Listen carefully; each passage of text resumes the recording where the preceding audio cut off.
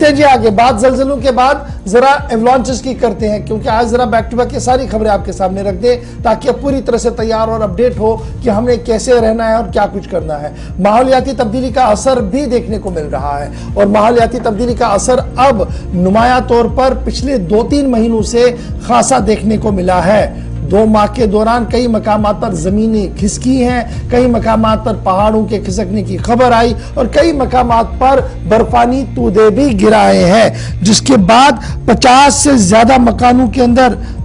जो नुकसान हुआ है नेचुरल डिजास्टर की वजह से, जिसकी वजह से हजारों लोग जो है वो इस वक्त बेघर हुए हैं और वहीं पर 2 लोगों की मौत भी कुदरती आफत की वजह से हुई है।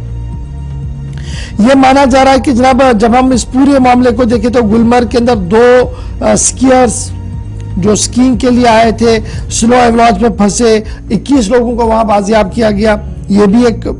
बात थी कि माहिरीन की पेशेनगोई के बावजूद भी उसे अनसुना किया गया था और फिर सूरत हाल वहां पर बसी। दूसरी ट्रेजेडी 3 फरवरी को भी, जहां पर डोडा के अंदर आपने देखा होगा कि मकानों के अंदर दरारें पड़ी और फिर जियोलॉजिकल सर्वे ऑफ इंडिया की टीम और दीगर टीमें वहां पर पहुंची और उसे प्लग करने की कोशिश की जा रही है और 21 स्ट्रक्चर वहां पर तबाह हुए, 19 रेजिडेंशियल मकान, मस्जिद, मदरसा और दीगर गौखाने वहां पर जद में आए। फिर जब आप देखेंगे तो 3 फरवरी को कृष्णा जो अपना गुरेज वाला इलाका है, किशनगंगा का इलाका, वहां पर भी स्नो एवलांच आया, रिहायशी मकान को नुकसान पहुंचा, पावर लाइन को नुकसान पहुंचा, लेकिन लकीली किसी की मौत नहीं हुई है। अफरवट पीक्स पर जब आप देखेंगे तो दोबारा वहां पर ट्रेजेडी एक हुई। फिर रामबन में आप देखिए जहां पर रामसू इलाके के अंदर जमीन खिसकी और दर्जनों मकानों को नुकसान पहुंचा। माहिरीन का मानना है कि ये जो डिजास्टर्स हम देख रहे हैं जी, ये दस्तक है, ऊपर वाले की एक अलार्म बेल है कि आज भी अगर हम सही तरीके से माहौलियात को बचाने में नाकाम हुए तो वो दिन दूर नहीं। एक तरफ से जलजलों का दहशत हमारे ऊपर रहेगा, दूसरी तरफ से जमीनें खिसकेंगी, पहाड़ टूट पड़ेंगे, मिट्टी के तोदे गिराएंगे या इस तरीके से स्नो एवलांच आएंगे जो हमने गांधरबल से लेकर गुलमर्ग तक और गुलमर्ग से लेकर अफरवट की पहाड़ियों तक देखा था, जिसमें मुआवजाती तौर पर कुछ लोग बाहर भी निकले लेकिन कुछ लोगों की मौत भी हुई है। सीधे श्रीनगर, फैसल हमारे साथ इस पूरी खबर पर। फैसल, एक तरफ से माहिरीन का मानना है कि हमने जी कोशिश करनी होगी कि नेचुरल डिजास्टर सबसे कम हो और इसके लिए बहुत ज्यादा जरूरी है कि हमने फुली अवेयर होना होगा कि हमने क्या कुछ खोया है और आगे वो चीजें ना खोए और मुस्तकबिल को बचाए, इसके लिए हमने काम करना होगा। माहिरीन क्या कुछ कह रहे हैं, कैसे इसको बचाया जा सकता है इन सभी चीजों से?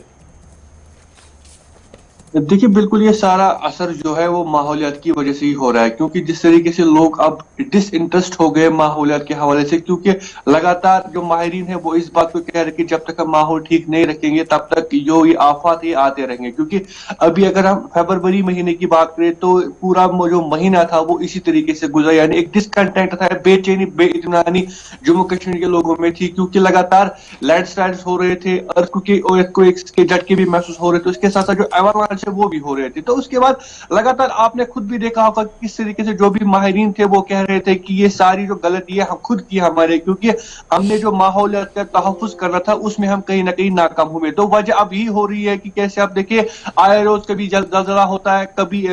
कुछ और आफत आ जाती है। तो अगर हम फरवरी की खाली बात करें तो फरवरी में करीबन 50 ऐसे हाउसेज है जो डैमेज हुए, जिसमें हजारों लोग रहते थे, वो जो है बेघर हो गए। ये जो पहला स्टार्ट हुआ था ये जो है गुलमर्ग में हुआ था, जब वहां पे एवलांच हो, मैसूर एवलांच हुआ था, 2 पुलिस स्कायर्स वहां पे मर गए थे जो कि स्काई करने के आए थे पोलैंड से, उनकी जान वहां पे चली गई। और उसके बाद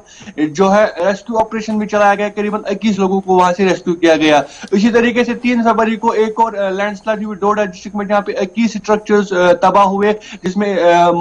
मस्जिद भी थी और उसके साथ साथ मदरसे भी थी। इसी के साथ गुरेज की बात करें तो किशनगंगा में स्नो एवलांच आया, वो किशनगंगा ब्लॉक हो गई और कई रोज तक कई इलाकों को जो है पीने का पानी मैसर नहीं हुआ। तो इसी के साथ साथ अफरवट पीक पे 4 फरवरी को एक और ट्रेजेडी हुई, हालांकि पहले ही वार्न किया गया था डिस्ट्रिक्ट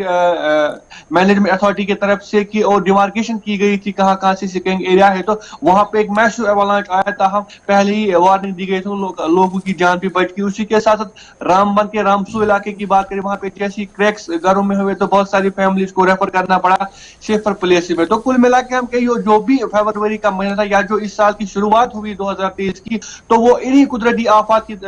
से हुई, क्योंकि लगातार माहिरीन का भी मानना है कि हमें तहफ्फुज करना होगा माहौल का, लेकिन दूसरी तरफ से लोगों के, हम कह सकते हैं लोग इस चीज को नहीं मान रहे। लोग अभी भी इस चीज को ज्यादा सीरियस ही नहीं ले रहे कि आने वाला दिन हमारे लिए खतरनाक हो सकता है। बहुत शुक्रिया जी क्योंकि फैसल हमारे साथ ज्वाइन ऐसा- करने। बड़ा इंपॉर्टेंट ये है कि जब तक हम माहौलियात के तहफ़्फ़ुज़ को यकीनी नहीं बनाएं, शजरकारी की मुहिम को और बढ़ाएं, पानी के ज़खायर को महफूज ना करें, तो इस तरीके की मुसीबतों ने जो दस्तक देना शुरू की है यह और ज़्यादा हो सकती है अगर हमने सही तरीके से निज़ाम को नहीं देखा। श्रीनगर की आब हवा को लेकर आपको याद होगा गुज़श्ता दिनों हमने अपने रिपोर्ट में आपको बताया था कि सही नहीं है, फिर पोल्यूशन कंट्रोल बोर्ड ने भी दबे अल्फाज में उस बात को माना। फिर हमने आपके सामने ये भी बताया था कि ग्लेशियर्स किस तरीके से पिघल रहे हैं। ग्लेशियर्स का पिघलना मतलब पानी के ज़खायर की कमी है। श्रीनगर की हालत यह है कि एक ज़माना पानी हुआ करता था, आज पीने के लिए बूंद नहीं है हर जगह पानी होने के बावजूद भी। फिर तीसरा मामला ये है पहाड़ों का टूट कर गिरना, जो हम देख रहे हैं जिस तरीके से अभी तामीराती काम चल रहे हैं, 4 लेनिंग बन रही है, 10 तरह के और काम हो रहे हैं, उससे ये पहाड़ ढीले पड़े हैं। जो अर्थ कटिंग्स हुई है उससे ये ढीले पड़े हैं, और जितने ये ढीले पड़ेंगे उतने ये गिरते रहेंगे, जितने ये गिरते रहेंगे उतना जानी और माली नुकसान भी होता रहेगा। तो हमने हर तरह से हर एक चीज को तहफ़्फ़ुज़ देना होगा, तरक्याती काम भी करने हैं, माहौलियात को भी बचाना है, तभी जाकर हम एक बैलेंस निज़ाम को कायम कर सकते हैं और फिर अर्ज़ कश्मीर को दोबारा जन्नत का टुकड़ा कह सकते हैं, वरना आहिस्ता आहिस्ता करके वो सारी कुदरती खूबसूरती खत्म हो